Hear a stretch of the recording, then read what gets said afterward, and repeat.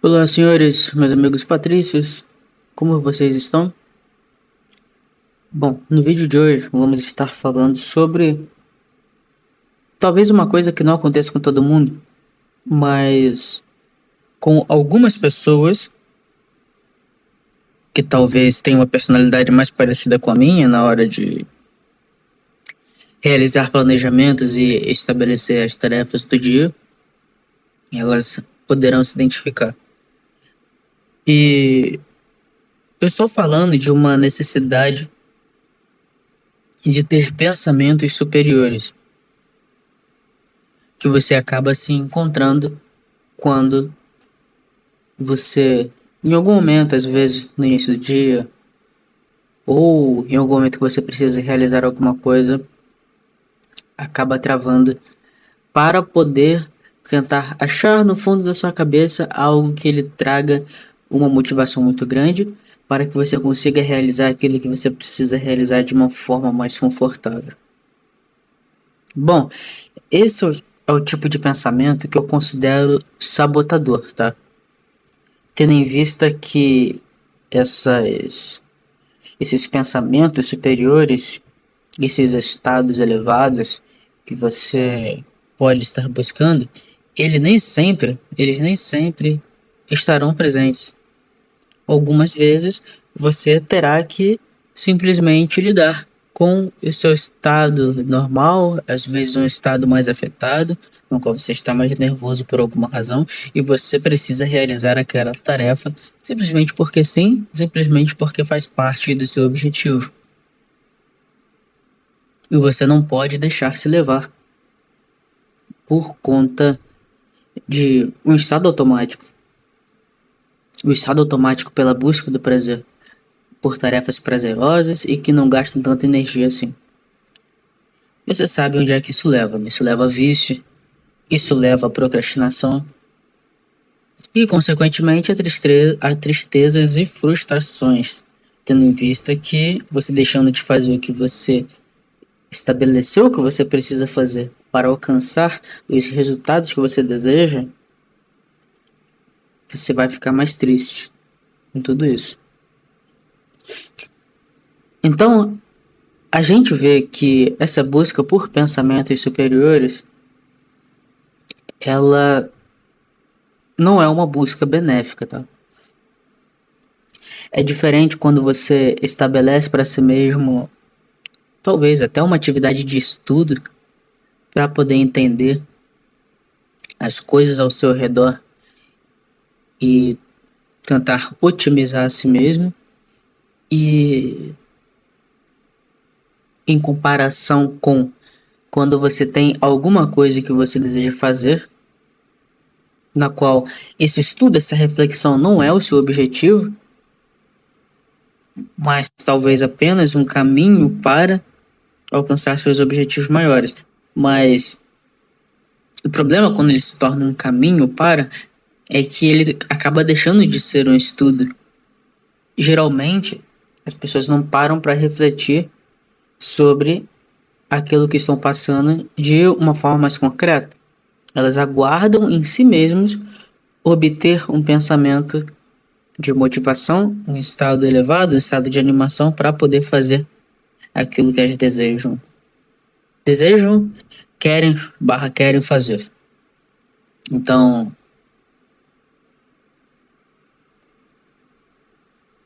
alguns podem pensar, porra, mas buscar por pensamentos superiores não é bom?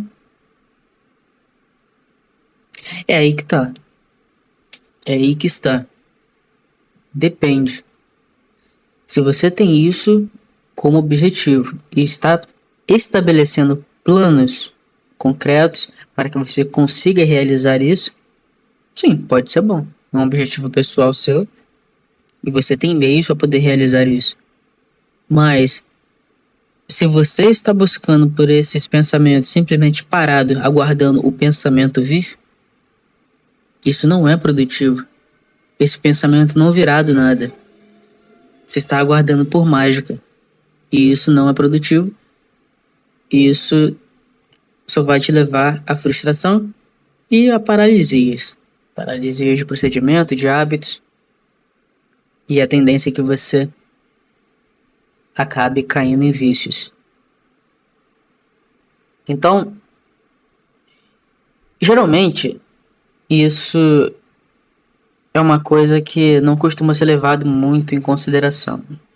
Eu já fiz um vídeo de procrastinação, eu não lembro agora se eu cheguei a comentar sobre essa necessidade de ter um pensamento superior para poder realizar alguma coisa, mas considerando que, até porque eu tive isso recentemente, né? E também eu vejo que outras pessoas, às vezes amigos, acabam enrolando muito poder fazer alguma coisa, aguardando, não, quando eu estiver no estado tal, vou conseguir fazer isso com plena eficiência. Ele é um fator de procrastinação muito grande, essa necessidade de ter pensamentos superiores e coisas elevadas. E aí eu começo a relembrar de pontos que eu cheguei a ler no livro de Julius Payot, da Educação da Vontade. A gente pode até não ter tanto controle sobre os nossos pensamentos, assim, fluxos de pensamentos, as nossas motivações, nossa vontade. Os efeitos se diferenciam tanto entre si, os níveis da nossa vontade, que eles chegam a ser quase aleatórios. Talvez, se você tiver realmente um conhecimento muito grande sobre você mesmo e uma observação muito grande sobre o ambiente ao redor, você consiga até prever a maior parte dos seus ciclos. Só que mesmo assim é muito difícil. Pelo menos para mim é muito difícil. Muita coisa pode afetar, muita coisa me afeta. E eu percebo isso. Não é simplesmente uma mágica, um remédio que você toma e cura todas as doenças, uma panaceia.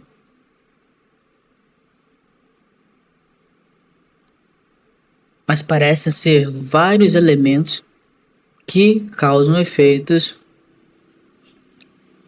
apesar de forma independente, mas criam gatilhos que fazem você ter comportamentos específicos, voltando a determinados ciclos. E se você não observar os padrões desses ciclos, você vai tender a repeti-los e repeti-los quase que infinitamente até o fim da sua vida. Mas as coisas, elas são sanáveis.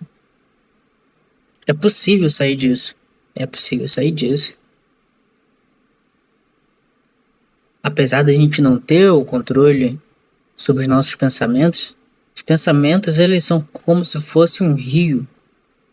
Eles simplesmente fluem na nossa mente. A gente não pode controlá-los, mas a gente pode utilizá-los.